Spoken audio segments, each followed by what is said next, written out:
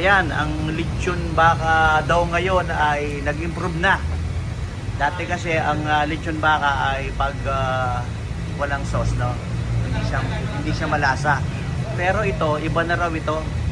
May in-inject na raw. Ano in-inject dito? Basta secret spices. Yes, yes. Secret ingredient. Secret ingredient. Ayun. Kaya masarap na raw ito kahit na walang